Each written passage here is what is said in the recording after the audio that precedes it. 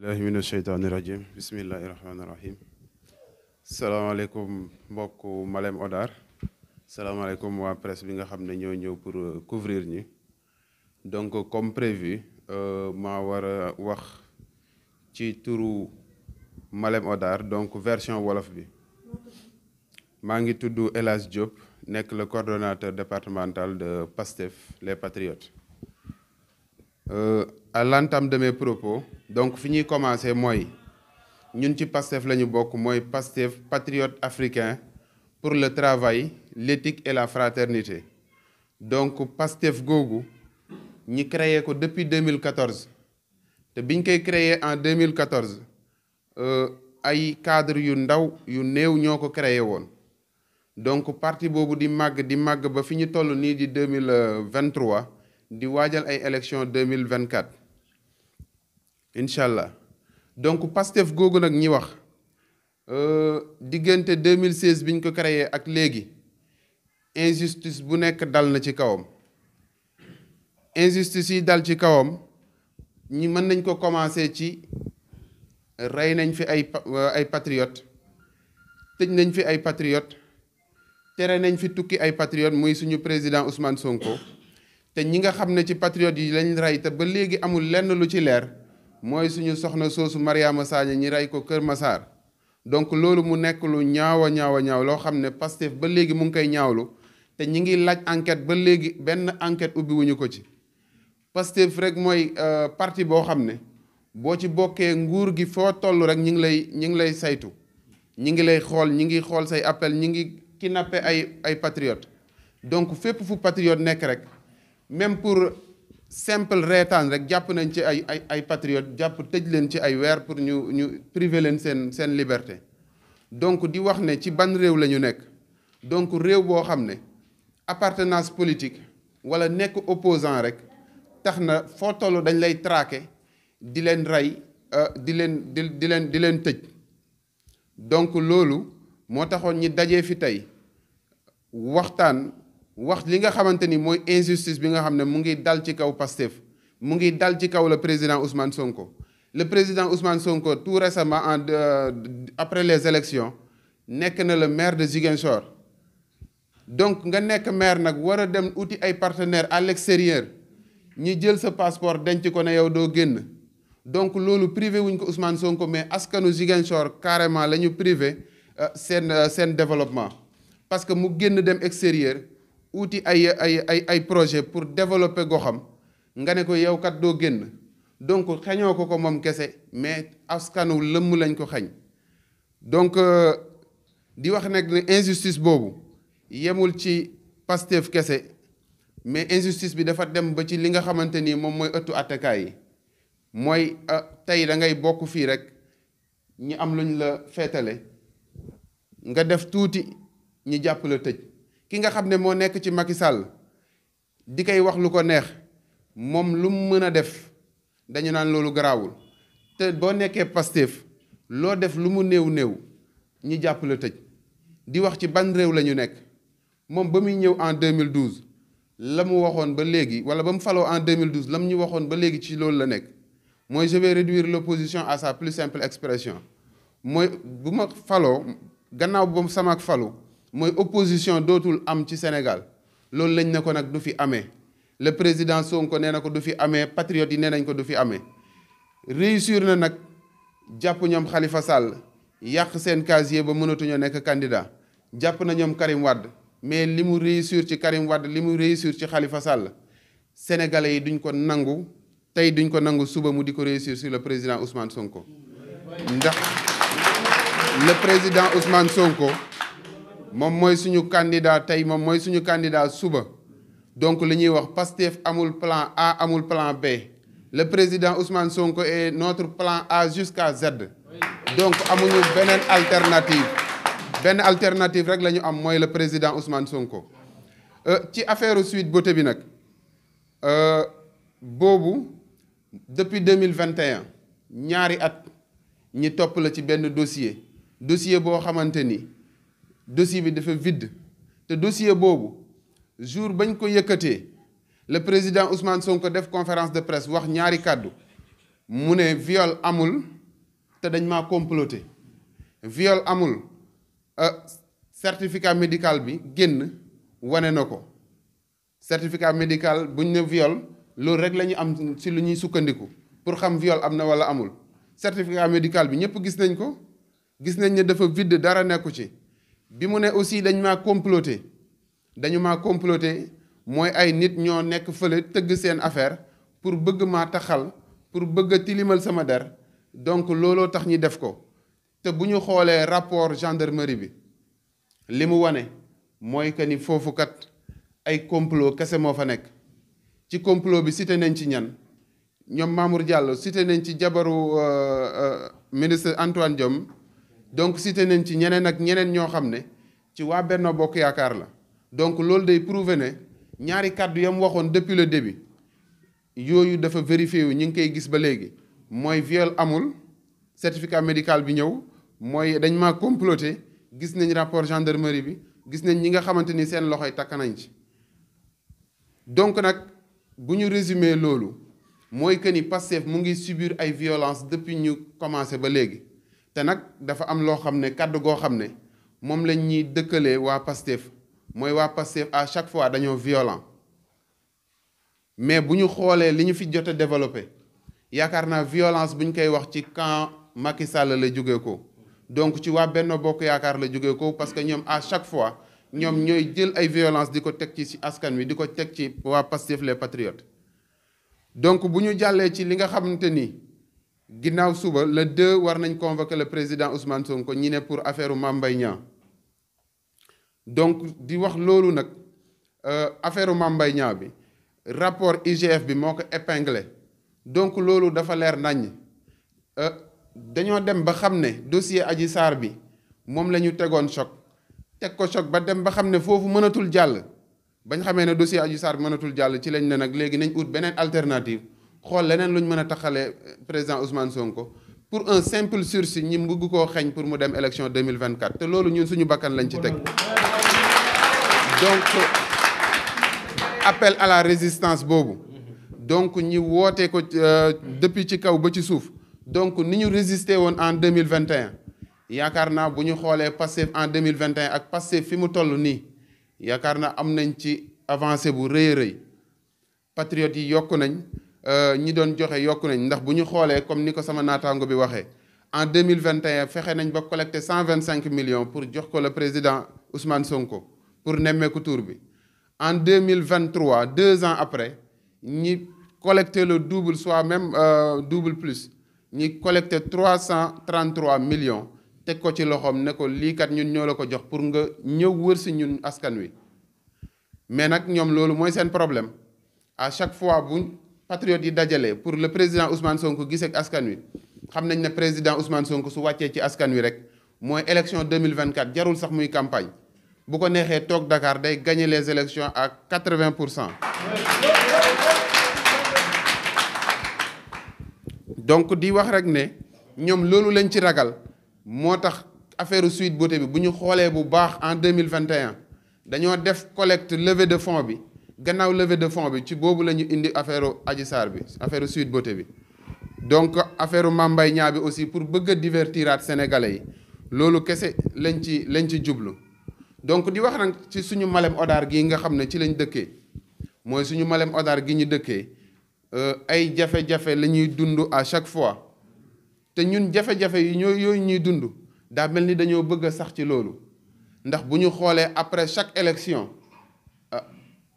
parti au pouvoir ñun de bu ñu dalee dugg ci politique wala bu ñu juddoo ba léegi parti au pouvoir moo fiy gagné donc loolu nag mu nekk loo xam ne lu ñu metti la parce que parti au pouvoir yi fi jaar yëpp defaluñ Malem Hodar lu tax Malem mën di fal pouvoir à 50 à 60 à 80%. lan la ñu am ñun amuñu yoon même benn mètre goudron amuñu ko bu mooyee li nga xam ne moom moo dox diggante Mbadianeen ak Malem donc ay yoon d'abord santé lan lañ am suñu hôpital bi ñu ne hôpital départemental la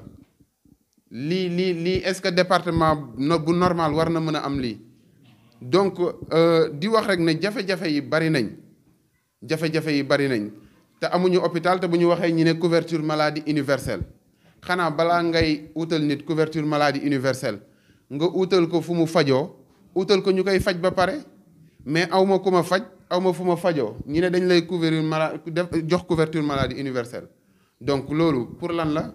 ay tappale kese la nga xamante ni moom la nguuru Macky Sall gi di def depuis bi mu fi nekkee ba léegi te tappale yooyu nag ci la ñuy naxee ñun askanu Malem Hodar di ñuy jox ñoo xam ne bu ñu xoolee fan yee ci ginnaaw rek indi nañ fi ne Doudou Ka ñëw na fi donc bi mu fi ñëwee ne day indi lu muy jàppalee askanu Malem Hodar léegi nag autorité politique yëpp nekk ci ginnaawam comme si koo xam ne milité wul sax ci Malem Hodar naka la ko waa Malem waree toppee bëgg koo def benn référence te fa nga xam ne foofu la dëkk muy Ziguinchor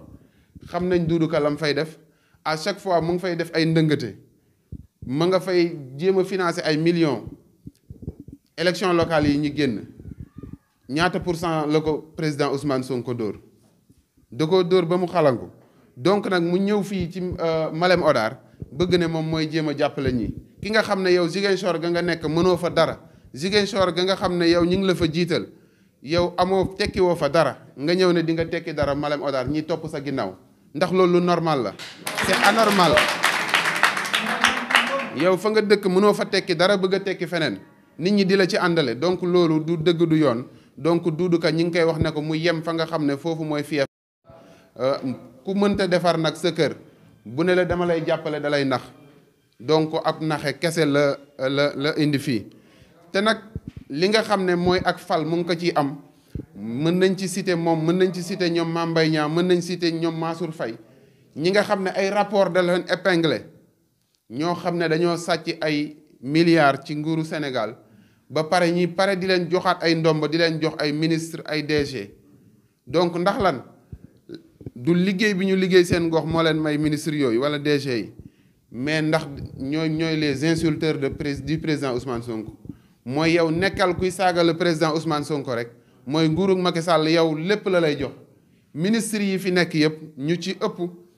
seen falak ministre mooy man may attaqué Sonko man may saaga Sonko donc Sonko mën nañu wax ne créé na fi ay emploi yu baree bari ba mu fi nekkee ba léegi ndax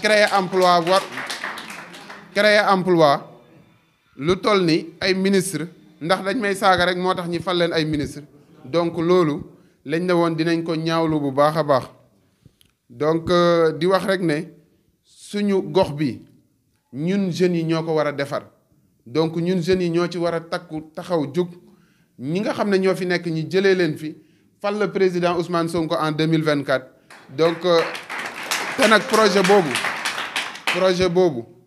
ne ñu xam ne ndaw yi fi mu nekk nii li fi xewoon 2021 ñi ngi wax ne du fi amaat waaye li fi xewoon 2021 ñoom bu ñu ko bëggee reproduire ñun tamit on va riposter donc on va li ñu wax rek article bi dañ koy convoquer li nga xam ne mooy la résistance donc résistance boobu xam ne dañ ñu ko permettre donc on va résister jusqu'au bout on va résister pour protéger le projet Pastef on va résister pour protéger le président Ousmane Sonko donc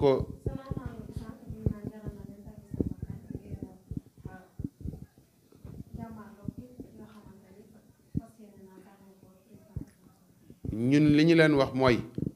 le président Ousmane Sonko le parti Pastef amul beneen candidat bu dul le président Ousmane Sonko donc ñun benn candidat la ñu am amuñu plan A plan B plan C plan Z donc le président Ousmane Sonko moom mooy suñu candidat donc c'est au prix de notre vie donc waaw président Ousmane Sonko donc pour projet bi jàll suñu bakkan lañ ci teg donc président Ousmane Sonko jàll ñu jàll président Ousmane Sonko jàllul ku ko bëgg a laal comme niñ ko waxee ku bëgg a laal le président Ousmane Sonko dina jaar suñu kaw ba pare ndax dinañ nekk ci kanamam nekk ci ginnaawam nekk à sa gauche nekk à sa droite donc pour protéger le projet Pastef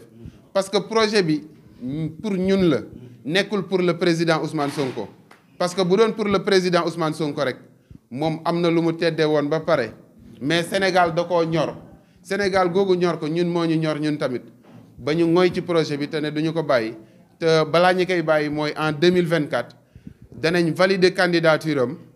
par A ou par B gannaaw bu ñu jàllee ci loolu dinañ ko fal en 2024 mu nekk le président du Sénégal donc le 5e président du Sénégal donc wasalaam loolu lañ ci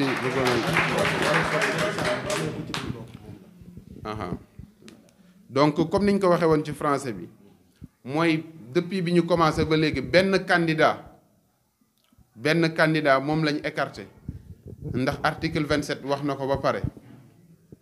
article 27 wax na ko ba pare donc Macky Sall bu ñu amee koo xam ne du bokk en 2024 Macky Sall la tudd donc ñeneen ñi ci des yëpp muy Ousmane Sonko il a déjà déclaré sa candidature donc ñun ñi ngi ci ginnaawam déjà ñi ngi ci projet wër ndombo bi donc pour enrôler 2 millions de primo-votants donc pour mën leen a utal ay carte d'identité mën leen a utal ay carte électeur pour que 2024 balaa ñi naan 16h jot na ñi xam ne urne yi fees na dell ak carte président Ousmane Sonko. s'il vous plaît ci wolof maa ngi ñëw ci yow da ngeen tudd léegi ñaari mbir ma bëgg rek nga ñëwaat ci ñaari mbir yi bu njëkk da ngeen tudd certificat médical ndax certificat médical boobu moom phrase bu fa nekk ni ligne bu fa nekk nan ngeen di jàppee ligne boobu am na luñ jëloon pour ay test ADN yéen a ngi wax complot ba léegi ndax loolu it da ngeen koy bàyyi muy lu nguur war a mun a jàppee wala wan cës laa ngeen di wutal phrase bu mujj boobu nekk ci certificat médical bi ngeen jàpp na dara nekk. li ñuy wax mooy test ADN boobu ñuy wax Adji Sarr la plaignante lan la waxoon mooy dañ ma siif dañ koo ëmbal te buñ ne ADN moom mooy vérifier ba xam ne moom mooy boo ëmbee ba pare la ñuy mën a vérifier ADN ndax ki nga xam ne moo nekk ci biir ak ADN ki nga xam ne moo ko ëmbal ndax am na correspondance donc test ADN boobu amul sens ba Adji Sarr génnee taxaw ne man mosumaa wax ne dañ maa ëmbal donc loolu bannir nañ ko bu yàgg mooy bam ne mosumaa wax ne dañ maa ëmbal rek donc booba lañ tegee test ADN bi na la ñi xam ne comme niñ ko comploté woon noonu la gars yi bëgg a defaat pour test ADN mais test ADN amul sens te ëmb amul donc une fois que amul grossesse donc amatul sens ñuy wax ci test ADN. bu ngeen déggee dafa mel ni procès bi vraiment ñàkk ko ba mu ñool jalal na leen lu nekk ba ñu dugg ci seen bakkan ndax it dafa yegg ne alxames ji ñu dugg si ngeen bañ mu dem ndax jàpp ngeen ne bu demee àtte mun na am bu demul àtte mun na am maanaam ban position ngeen di jël alxames bii di ñëw ndax teewam nit mun na àtte ñàkk teewam nit mun na àtte lan la Pastef fii fas yéene def alxames. ñun nag li ñu fas yéene def alxames yaakaar naa bu ñu bàyyee ba alxames li ñuy gis convocation bi boobu bu Mame Mbaye Niang bi la donc convocation pour procès bi la ñu wax ñett ne Ousmane Sonko du wuy ji procès ndax procès. yow da nga seen i kàddu dama dégg ñu ne procès Mame Mbaye Niang dañ ciy langaamu li tax ñu langaamu ci ndax bu am ñu sursis foofu mun na yàq ci wàllum demam élection ndax da ngeen di bàyyi ba mu dem procès ñu taxal ko fa sursis mu dem wala nan ngeen di waajalee alxames boobu loolu laa wax. alxames boobu daal comme li ñu wax ci le président Ousmane Sonko ak projet bi mooy suñu bakkan lañ ci teg alxames boobu nag lépp lu mu laaj pour le président Ousmane Sonko mën a jot ay libertéem pour le président Ousmane Sonko mën a nekk suñu candidat en 2024 comme ñun amuñu benn alternative nu ñuy mën a def ba teg le président Ousmane Sonko mu nekk suñu candidat en 2024 donc ak lu mu ñu auquel prix bu mu mën a jar donc ñun dinañ taxawee noonu donc taxawaay bu mat sëkk pour protéger le président Ousmane Sonko pour protéger ensuite le projet. En ce qui concerne le viol, c'est le certificat médical seulement. C'est le seul document habilité à inculper ou à disculper. Et le certificat médical qu'avait produit le docteur Gaye a montré clairement que la dame Adji Sarr n'a pas fait de rapport sexuel la nuit précédente. Donc la dame n'a pas été violée. Sur ce, le test du viol a été rejeté. Le viol ourdi contre Ousmane Sonko, le certificat médical montre que c'est un tissu de mensonges monté de toutes pièces. D'où la persécution de Dr Gaye. Dr Gaye se plaint partout qu'il n'est plus en sécurité. Pourquoi? Parce qu'il a produit un certificat médical qui ne les arrange pas. Dr Gaye a travaillé en se basant sur sa conscience. Il a dit la vérité, il a dit la vérité, rien que la vérité et toute la vérité. Maintenant, ils veulent, coûte que coûte, persécuter Dr Gaye parce que le certificat médical dit que la dame n'a pas été violée. Le certificat médical disculpe le président Ousmane Sonko. Deuxième chose, vous avez parlé tantôt du procès que vous refusez pour que Ousmane Sonko ne soit pas l'agneau de sacrifice, alors que le jeudi procès il sera convoqué par quelqu'un qui l'accuse de diffamation. Pensez-vous que vous devez laisser Sonko aller directement ou bien vous devez refuser position à prendre pour ne pas être victime du même sort que Khalifa Sall? Ce que nous allons faire, le 2, ça c'est une stratégie de l'homo pastefensis. Ce n'est pas ici que nous allons étaler la stratégie de riposte. Ce qui est sûr et certain, c'est que Pastef va riposter à la hauteur des moyens qu'ils vont brandir. Nous allons résister, nous allons protéger le président Ousmane Sonko des carcans de l'injustice sénégalaise. Des manipulations de Macky Sall. Nous allons défendre le président Ousmane Sonko contre ce Satan, Mame Mbaye Niang, qui est un irresponsable, un dévergondé, qui est utilisé aujourd'hui dans ce dossier, dans ce faux dossier de diffamation pour interdire à M. Ousmane Sonko d'être candidat. Je vais venir sur la question que vous avez posée tout à l'heure à M. Diop. Le prix qu'on a accordé à la défense de ce projet. Vous savez, le plus petit des sacrifices que nous accorderons à la réussite de ce projet, c'est de perdre la vie. Et ça, c'est un engagement solennel de tous les patriotes d'ici et de la diaspora. Nous allons protéger le projet. Nous allons protéger son porteur. Un Mamadou Dia bis ne se reproduira pas au Sénégal, Inch'Allah. Un Cheikh Anta Diop bis ne se reproduira pas au Sénégal, Inch'Allah. Nous allons protéger le projet. Nous allons porter Ousmane Sonko à la tête de ce pays et il va développer le Sénégal contre les carcans occidentaux, contre les carcans de l'impérialisme et nous allons collaborer avec le reste du monde comme des partenaires sérieux pour amener le Sénégal à bon port dans le concert des nations avancées. Je vous remercie.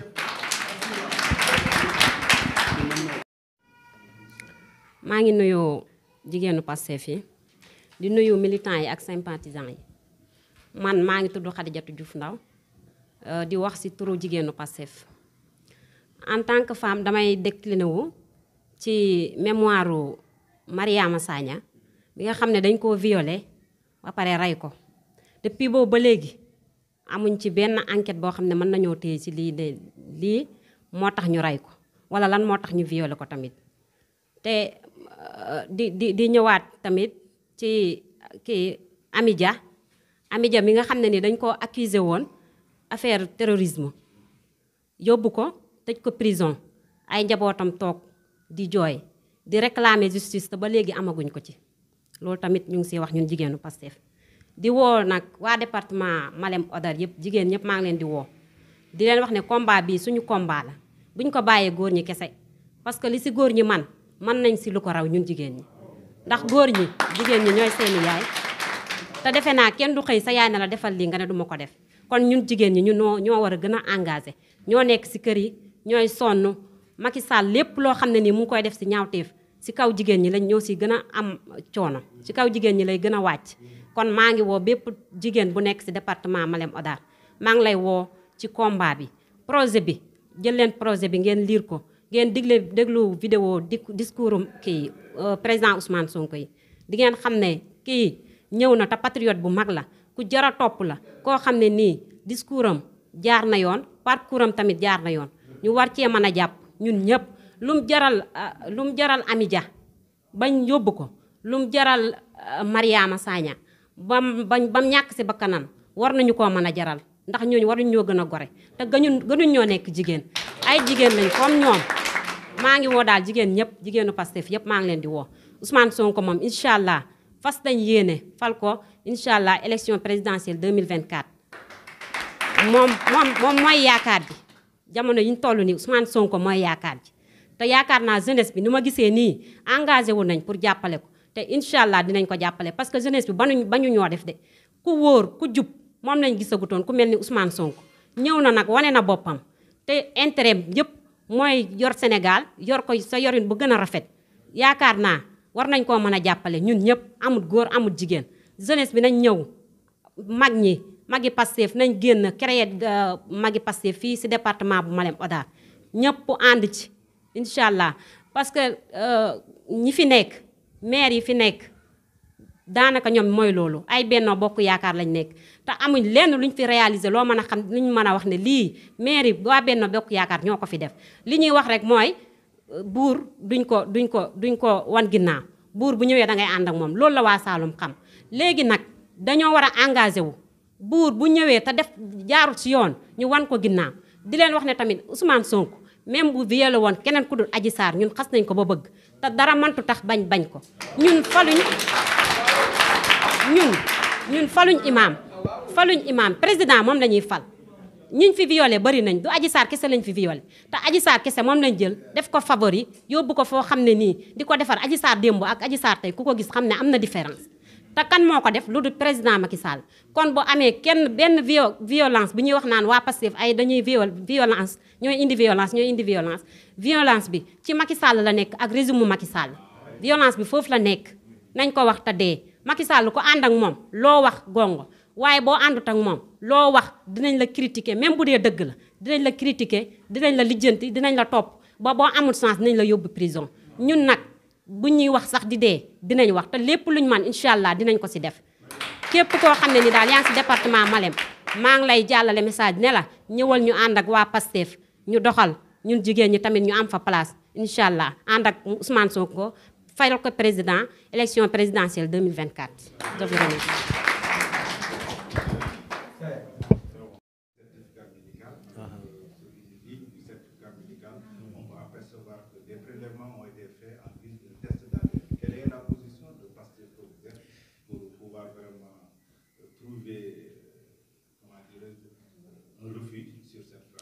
En ce qui concerne le viol,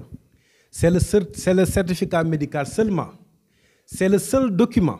habilité à inculper ou à disculper. Et le certificat médical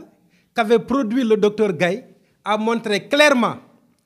que la dame Adji Sarr n'a pas fait de rapport sexuel la nuit précédente. Donc la dame n'a pas été violée. Sur ce, le test du viol a été rejeté. Le viol ourdi contre Ousmane Sonko, le certificat médical montre que c'est un tissu de mensonges monté de toutes pièces. D'où la persécution de Dr Gaye. Dr Gaye se plaint partout qu'il n'est plus en sécurité. Pourquoi? Parce qu'il a produit un certificat médical qui ne les arrange pas. Dr Gaye a travaillé en se basant sur sa conscience. Il a dit la vérité. Il a dit la vérité, rien que la vérité et toute la vérité. Maintenant, ils veulent, coûte que coûte, persécuter Dr Gaye parce que le certificat médical dit que la dame n'a pas été violée. Le certificat médical disculpe le président Ousmane Sonko.